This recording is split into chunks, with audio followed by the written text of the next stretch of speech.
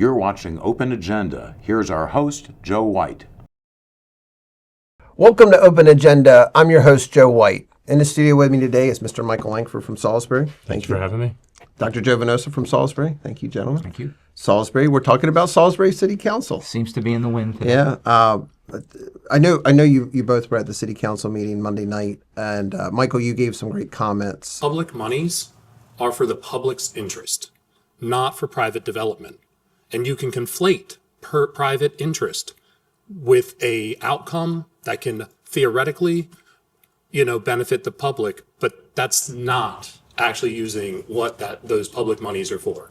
I think our taxpayer money needs to be more earnestly and sincerely allocated to things. I think that appropriate expenditures, investment into community, allocating to developers and then claiming that their private interest is going to have a public benefit is not it. That's why they're doing private sector business in the first place. Their whole reason why they have a legal market is that there's a benefit to all of us by them just doing business. They already have that benefit. They do not need public monies. That is wholly inappropriate. And then part of the reason why it has been suggested by prior administration, Jake Day, that we waive connect fees and we help these developers is because they frankly cannot get conventional financing. They have, for whatever reason, whether they stretched their business prospects too thin, their credit is not that good, they've overextended themselves, happens all the time. We don't need to assess it and judge people in that aspect, but it is wholly inappropriate. If they cannot get financing for, say, a parking garage, that the city would take out a bond to protect private interest. That's ridiculous and wholly inappropriate, very unethical. Want to talk about Lot 10 and some of the other appointments that were made. And I want to take a different perspective. I want to bring in Trish Melvin. She's a resident of Fruitland. She keeps up with this stuff through our show and through her own research. But I want to get her perspective as someone who's closely related to this type of subject, but not immersed in it, right? Absolutely. No, I think it's valuable too. A lot of times people on the city stuff, I feel like when I've talked to people around the county, right, that might live in Hebron or some other area, they often feel hesitant to state their opinion because they're like, I don't have a horse in this race, right? And but I really think that it allows us to share information amongst different communities and deepen our understanding and, well, and if share what's Salisbury working wants for to other make people. If Salisbury wants to make a mistake, maybe at least Fruitland or Delmar or Hebron could learn from it before I was just going to say, that's generally the view that I hear from people outside of Salisbury is, what did they do now? Yeah. But also maybe Fruitland's doing something Salisbury's not. That's works the other way too. We can learn from them. I want to find out what she has to say. Yeah. Dr. Joe, will you come back after she speaks? This week has been quite a year, but I'm thinking I promise I'll stick around. It's been a busy week. It's been a busy week. So stay with us. When we come back, we're going to bring in Miss Trish Melvin from Fruitland, and we're going to talk about the Salisbury City Council meeting from last Monday night. So stay with us. We'll be right back. Welcome back to Open Agenda. In the studio with me now is Mr. Michael Langford from Salisbury, Miss Trish Melvin from Fruitland. Thank you all. So City Council meeting was last Monday, and I want to go over some of the highlights, particularly the Lot 10 issue.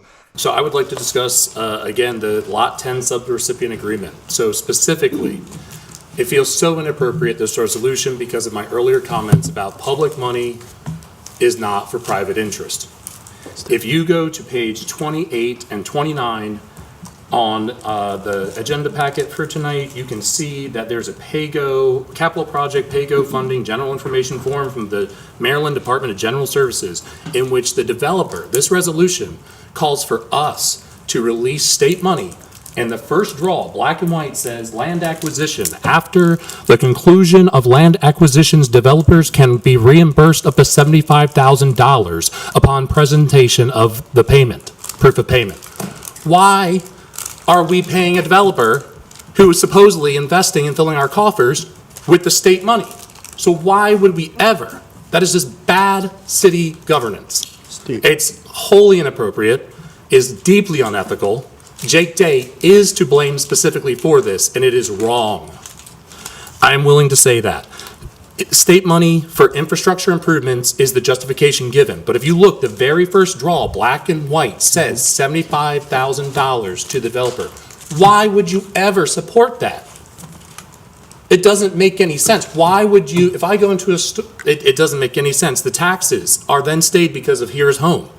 So there's no revenue for the city. So you're telling me that for the city property, the city is not going to get any money because that money is just being switched around from the state, but it's all because money goes to a general fund from taxes. That's the same money. So they're getting reimbursed. The developers made no development on that lot, and they've owned it for over 2 years. They have no financial investment if we reimburse them for it, and there's no tax revenue. So you are propping up this private developer for what? Why are we going to give Nick Simpson, Mentis Capital Partners, why are we going to pay them for the lot that they supposedly bought? So you're giving it to them. You're giving them state money. You're giving them city property, and it's deeply unethical. It's deeply wrong. I don't understand the rationalization from public servants putting forward a resolution, which is just a suggestion, because you guys don't have the authority to actually sign this document. But it honestly feels fraudulent. The aspect of why would we ever sign off on paying back people who invested in our city? It makes every argument that any of Michelle Gregory, Angela Blake, or Deshaun Dowdy have ever made in favor of these development deals. You undermine every single argument you've ever made. Because now we get nothing. We get no development, we get no investment, we get no revenue. Where's the city benefit? It's deeply, deeply wrong. Disappointed. But I want to ask you, where are we standing with Lot 10? I want details. Basically, so they passed a resolution on Monday, which is basically nothing more than here's our considered opinion. As a legislative body, they don't actually have the authority to sign contracts. That's not their role. You're talking about the city council, not the mayor. The city council. City council's role as a legislative body is not to sign contracts or commit the city financially to anything. Okay. Right? That's the executive branch's power. So, so the resolution feels inordinate in that way, and it's kind of raises a little bit of a red flag. What specifically is in there is there were forms in the agenda packet for that evening that were from the Capital Project PAYGO Funding General Information Form, which is from state of Maryland. It lays out in very black and white on page 27, 28 is the form, and then on page 43, it's very black and white what the draw schedule is. So draw 1 is total reimbursement for the price they paid for that lot 10 to acquire it, $75,000. So they get it for free. Basically. So they're giving them that property. Then draw 2 is over $2 million, up to over $2 million reimbursement upon proof of payment for design plans and architecture and all of that, which again is you're a developer, so that's the cost of your business is to develop things, to make plans. Yeah. And then the third draw would be reimbursement for inspections upon the completed hotel conference center. And so you can open, so you can start making money, right? Right. Here we go again, another meeting, another closed session on lawsuits. This time at 5:30, it was on the Marina Landing case that's pending in the federal court. About a month ago, the judge in that case dismissed count 1. There are 2 counts, dismissed one of them. That was the count under the federal Constitution and civil rights laws regarding alleged deprivation of property rights. That's been dismissed from the case.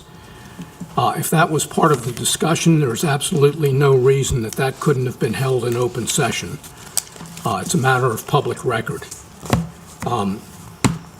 These lawsuits, they all have something in common, and that is they were all about downtown development that was fomented by the former mayor, Day, that frankly, and I'll go back to the Marina Landing case, count 2, the one that's left, is under the city's zoning law, essentially saying the developer thinks he's entitled to building permits, the city thinks no. I think if we take a good look at the zoning code, and I've come to the conclusion that there's a pretty good chance that he hasn't complied with the zoning code. If that's the case, the whole case can be dismissed. I think that needs to be looked into, and maybe that will put an end to that one. So Trish, I mean, you're a resident of Fruitland.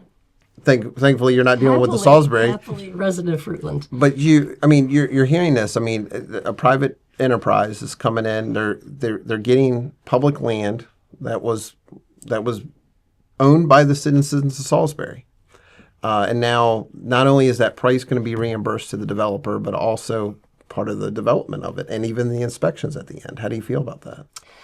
I've been paying attention passively since I live in Fruitland, and I have a lot of questions. Taking a step back and getting away from the minutiae, the details, and the granular detail, I think that these arrangements were probably made in anticipation of a bright future. And right now, I don't think that that's on the horizon. Times are not going to, it's hard to say what the future holds. And we've made a bet on the future by these tax abatements, I understand. Yeah. And it was a gamble. It may not play out. Well, I mean, and Michael has referenced that where they're short capital funds for like sewer and water, and they're having to bill. I mean, in Fruitland, you all have a sewer and water bill. In Salisbury, they do. Theirs has gone up about 60% in the last 2 years, right? Yeah, maybe 80, I think, Oh, yeah. actually. Okay, so 60 might be conservative. It's quite a bit. Because of these, like you said, sunny day prospects, and they were put in by former Mayor Jake Day's administration, so. And that's another thing, just passively listening. I hear complaints or sometimes demonization of Mayor Day. I think he's the first mayor that's done anything in a long time. Again, I didn't pay too close attention, but it seemed to me the city of Salisbury stagnated for decades. Okay. I moved here in the 80s. Nothing happened. And then we got a mayor where things started to happen. And when you do things, you're going to have people criticize you. Yeah. So I don't know how much of that is what's really going on. Well, but I guess the question I have is that, we have empty lots, Lot 10, Marina Landing. They're not generating any future tax revenue for us. I understand, was it necessary to attract developers to give this? Well, I mean, we have documented other developments have been built, and you're talking about there's not producing any tax revenue. By a lot of the numbers, even once they're developed, they're not going to produce any tax revenue, and unfortunately, they're going to create a burden. That was a gamble. Yeah. But also you can look at the market. Really, a lot of the times what they do is they prey upon people's ignorance. Is that people just don't know what the market looks like if they're not in real estate, and people in government and nonprofits don't. And so so the issue, I think, is that people portray it as though, how do we incentivize development? And it's like, how did the railroads get built? It's private industry. Yeah, because people wanted to, not because we incentivized anything.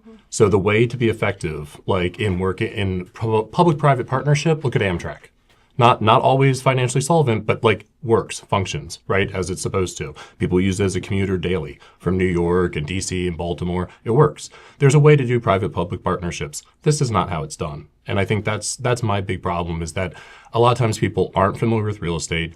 They're not familiar. Look at a company like D.R. Horton. They built like over 500 homes in the last 3 years. Nobody's given them any breaks. They haven't asked for any of that. Actually, they've had to compete against other interests that do get the breaks. So they're, in some ways, having to go up against an unbalanced system. Building on what he said, I think somebody else pointed out that the development in Fruitland that's going on without any subsidies for the developers, that includes a hotel. That's going on, no subsidy there. Why are we subsidizing this hotel? So when you really step back and you look away from personalities, what you see is government in this case, when they talk about incentivizing development, they're really subsidizing development. And they're subsidizing people who have a bad business model and don't really have a proper grasp of the market and can't function and thrive within it. So then it becomes the question of, all right, well, why would the government invest in one developer over another? Well, maybe there's some aspect, we live in a time of a lot of social justice, so maybe there's a reparations aspect. Are any of these developers people of color? Are any of them women? Are any of them queer? None of them are. They're all, white men who are like basically handed things a lot of times. Some of them are from here, some of them are not. But that aspect does not make them bad people. But it means that like any kind of argument that we're making this a better place, that we're providing opportunity to community, as someone who worked in hotels in Ocean City for 7 years, you are not going to be providing new jobs with a hotel that help people buy mortgages. You won't. It won't improve people's quality of life at all. They're And- like starter jobs. Service. Yes, jobs. service jobs that don't really help people become stable. They don't help them acquire housing themselves. So all of like the kick in the can arguments that like if we're friendly to business, then people want to live here and then we'll make more money and people will be more stable. None of that's going to happen if Did the it's citizens vote for these tax abatements? And No. They were executive ordered in some cases. Yeah. So that is using the and you know And using the surplus model where they basically condemn these properties and then sold them as surplus without putting them on the open market, which I think as a capitalist, and I am one, that, hey, look, maybe the property was only worth $50,000. But if it was worth 75, then that's what you would get for it. Or if it was worth $2 million, I mean, we've documented Marina Landing as a property that at one time the city paid over $1 million for. Correct. A bigger block. But In like this the is 80s, right? In the 80s. Yes. And this is only a piece of that. And they sold But it it's for also peanuts. the piece with the marina, you Yes. know? And so what other topics came up? I mean, we talked about there's a new city administrator, right? Yeah, we have. I would say also, if you want to look into the value of property too, what you were just referring to, Joe, is if you look on SStat for state of Maryland, then you can look up what people paid for the property, any property in the state of Maryland. It's all public. So you can go look what all these lots are actually worth like decades ago, and it's more than what they were sold a few years ago for. And they were So- sold to an inside Yes. friend. Yeah, and so that becomes at that point it doesn't matter who Jake Day as a personality is, it's what he did. And at the point in government is you're no longer talking about people as individuals. They're not private citizens anymore.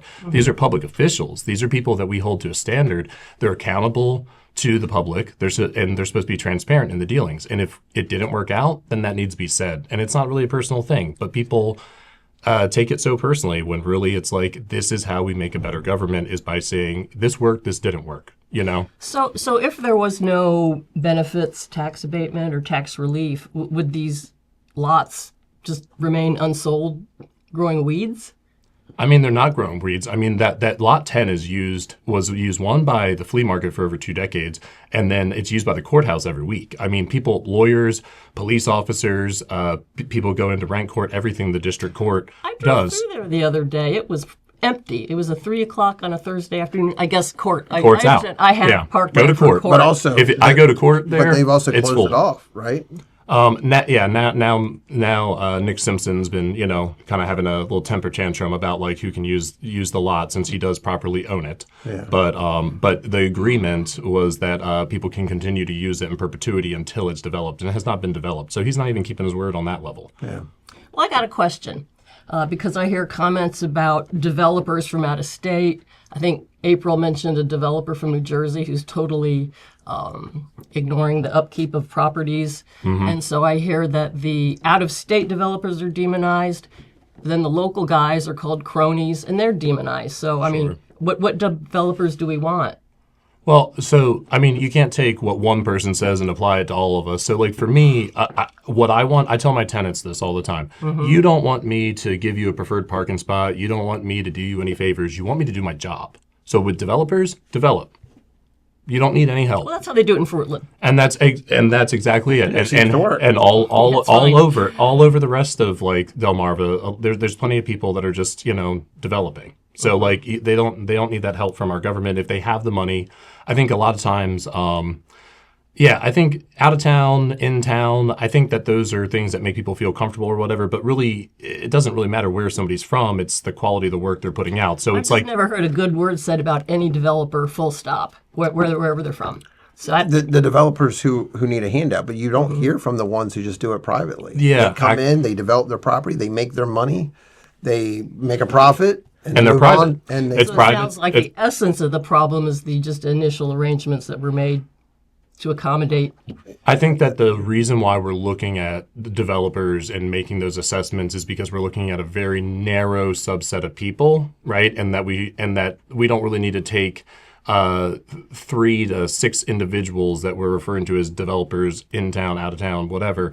I don't think that represents like what Joe was saying is that the private sector in general, it just does what it does. Like You just don't hear from them. Yeah, they're very private people. They don't Most need bus- anything, and they don't ask for anything. They just make their money. and they move don't on. they don't want to be on WBOC because of a lot sale. They don't want their business highlighted in that way. They're paying advertising. So you know? I do want to touch on a couple other things, though. They did hire a new city administrator. Yeah, Nick Rice, who I believe comes from Worcester County, has Because Andy Kitzrow, he moved to Easton back in the first part of July. yeah. So now, because I think Tom Stevenson and sometimes Alan Swiger would be sitting in for the last couple months since Andy's left. So it's good that we have a more fully staffed, getting the city staffed. And they did put some new appointees on the historical district, but they also still don't have the planning and zoning set up for Salisbury. Yes. They've had 1 or 2 closed sessions now about the new Salisbury Planning Commission that's being formed, which is very odd. But all of these cases have something in common, and they were fomented and permitted by the former Planning and Zoning Commission. In my 50-some years of practice, much of which has been involved with zoning and development, it's the worst planning commission I've ever seen in the last 8 or so years. We're going to have our own commission now. Let's do a clean start. Let's let anybody that was on the old commission be gone. We really need people who will be independent. That commission was not. I know you're going to talk about this in another closed session tonight, so please bear this in mind. We really need to have people who don't have 1 feet, in some cases 2 feet, involved with development and developers. So you have a chance to make a clean start. Let's do it. It's all going to be public record as far as, so why, closed sessions and what they're for, like having legal counsel about a specific issue, but it's very odd and, again, not typical because they appointed people, Historic District Commission and Youth Development Advisory Committee. So they appear able to take a vote and put people on committees or commissions, but this one in particular seems to be done behind closed doors. Yeah. Well, thank you, Michael. Thank you, Trish. Appreciate your insight. Michael, if you'd stick around, bring Dr. Venosa back on and talk Absolutely. just about how some of this might work. So stay with us. When we come back, we're going to bring in Dr. Joe Venosa and get his sense of the Salisbury City Council meeting. So stay with us. We'll be right back. Welcome back to Open Agenda. Mr. Michael Langford, thanks for sticking around. Dr. Joe Venosa, thanks for coming back. So it was a great conversation we had with Trish Melvin, and it was great to get her perspective as, she's a resident of Fruitland. Yeah. And, they have development there. Yeah. And Not as much drama. not nearly as much drama, at least not that we know of, right? So talking about this Lot 10, and we've talked about it from the county's angle, that the county executive has signed a deal with Mentis Capital, Nick Simpson, that the flea market's been displaced several years ago, and the parking lot basically isn't getting used, other than district court. Yeah. Do you see the city of Salisbury? Are they moving in the right direction? I mean, making a resolution that they can't even sign? It's so funny to me, and I want to start by commending my friend Michael on his comments because they were the encapsulation of so many things that are wrong with the city's approach. Because here's the reality, as others have said. When the city council passed that resolution, it was non-binding. So what it says to me is this is a signal to Mentis Capital and Mr. Simpson. What this says to me is that at least Council President Dowdy, Council Vice President Angela Blake, and Council Person Michelle Gregory are giving you, the developer, their full allegiance, their full subservience. They are here to serve you.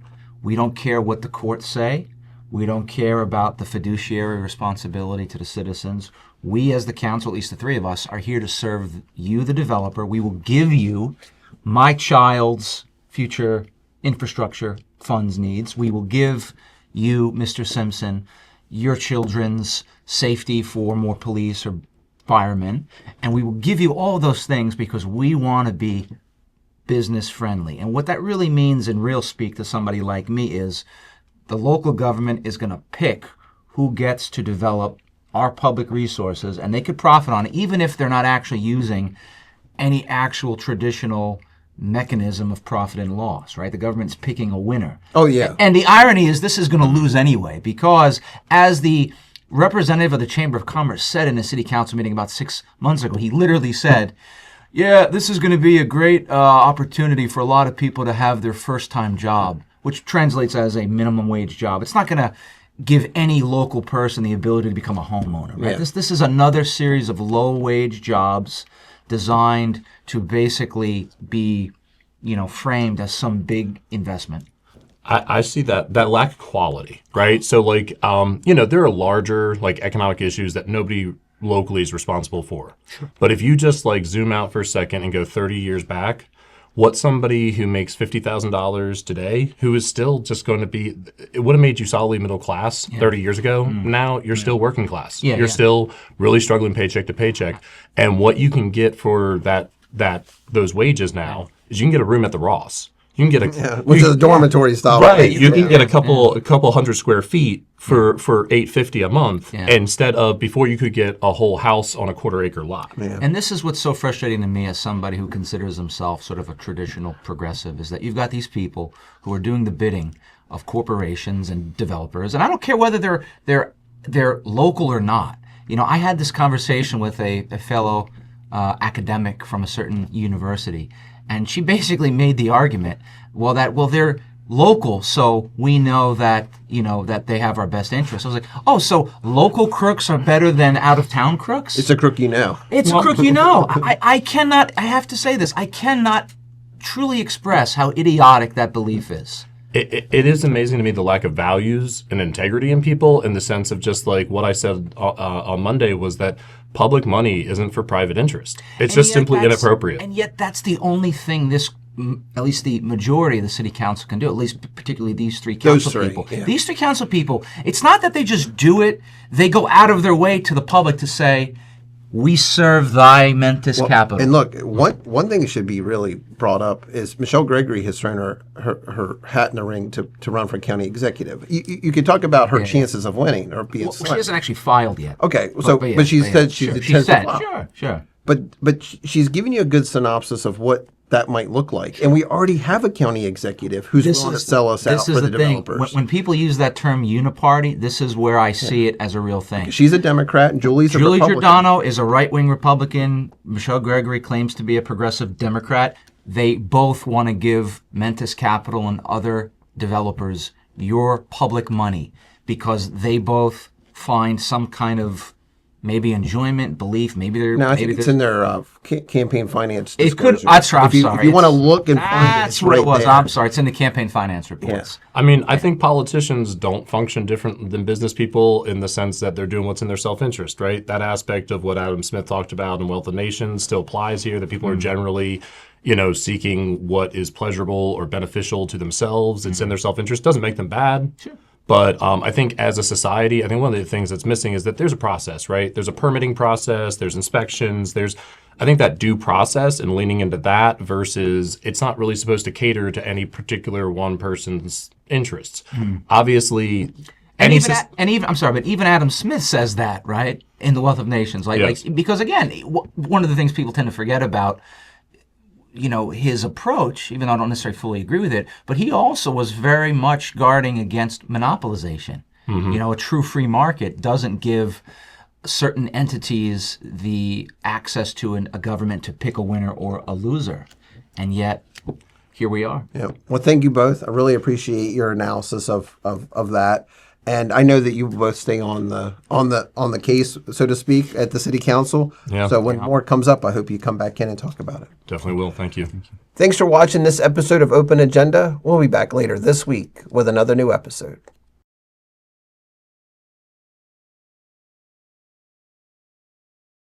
As was reported on Open Agenda today, and again, plug in for them because they actually researched it,